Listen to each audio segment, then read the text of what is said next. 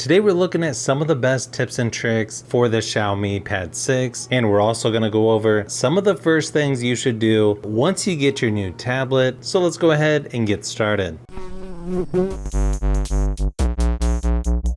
First thing you'll probably want to decide is going to be the navigation style. If you go into settings and just type navigation, under system navigation, you've got a couple different options here, gestures or buttons, sort of personal preference on which one you like better. One thing you'll notice if you choose buttons, you get several button shortcuts where you can do a partial screenshot, launch the Google Assistant, turn on the flashlight, show the menu by pressing the power button and the home button, or by long pressing the home, menu, or back button.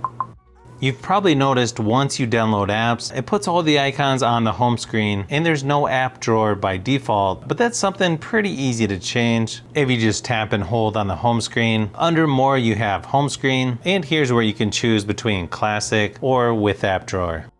So then you can swipe up anywhere and you'll see all of your apps are right there in the app drawer. You also have a search for apps down here in the corner. It also sorts it by categories up here along the top. Now, in case you didn't realize, the refresh rate on this tablet is up to 144 Hz, but if you go into settings under display, you'll see you've got the option of 60, 90, or 144 to choose from. You can also choose default if you wanted to switch automatically to balance performance with power consumption.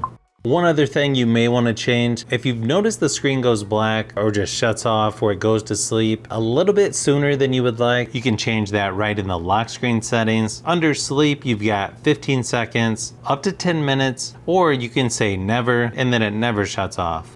You've also got raise to wake, double tap to wake, or turn off the screen when the tablet is locked. You can also adjust the clock style in here as well. Pretty subtle changes, but still nice that you can change it. The one I would probably turn on is wake the lock screen for notifications. You've probably noticed if you go to recent apps, you've got floating windows up here in the left-hand corner, and it gives you an option of which app you want to use, and then you can just move that around to wherever you like. Another way to do floating windows, tap and hold on the app you want to use. You'll see it's the first option up top here. Just tap on where it says floating window, and then you can move it wherever you want. As you can see, it does work a little bit better on some apps versus others. Here it's cutting off some of the text on the sides. To close the floating window, just swipe up on the little gray bar down at the bottom. Also, if you go to recent apps, if you want to do split screen, pretty simple. You just tap and hold right below the first icon, which is going to lock it. Just tap on the second icon here, choose your other app. To switch the sides, you just double tap in the middle, and then you can tap and drag it over to set it up just how you like. And then of course to close, swipe it all the way over.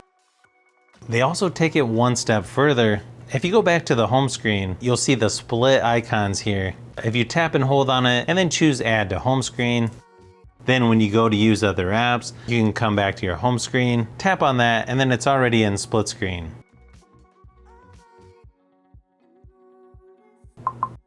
If you're used to Apple or Samsung devices where you can always hear a noise when tapping on the screen, if you want to turn that on, it's pretty simple to go into sound settings and then additional settings and then choose tap sounds, and then you'll notice every time you're tapping the screen, you'll hear that sound.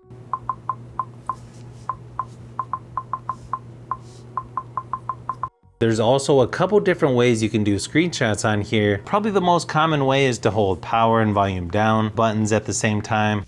Or what I think is a little bit easier, swipe down on the control center and hit screenshot.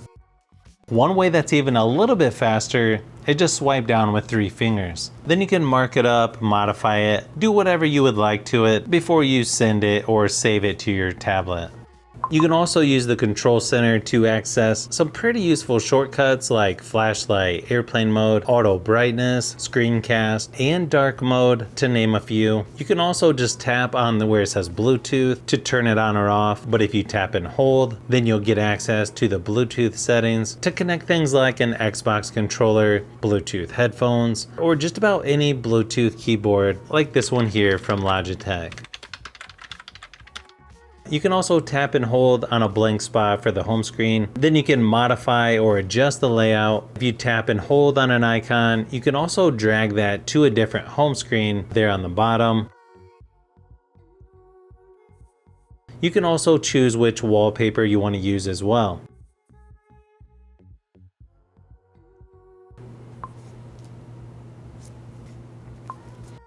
You've also got a couple options here if you choose the home screen settings, like transition effects, don't show text, fill cells of uninstalled apps, and then lock the home screen layout. If you go into more, this is another way to get to system navigation. You've also got some widget options down here at the bottom, like quick functions, clock, calculator, notes, weather, Chrome, quite a few options to choose from. Now there is one thing that I'm not sure how to change on here. If you happen to know this, please let me know down below. But you'll notice to power off the tablet, you have to hit the power and volume up button at the same time. But I can't seem to find any spot in the settings where we can change that to just hitting the power button. If there's any other tips and tricks that you'd like to share with others, leave that down in the comments below. I know there's a lot of other stuff to learn on this tablet, but hopefully this video gave you a few things to try out on your new Xiaomi Pad 6.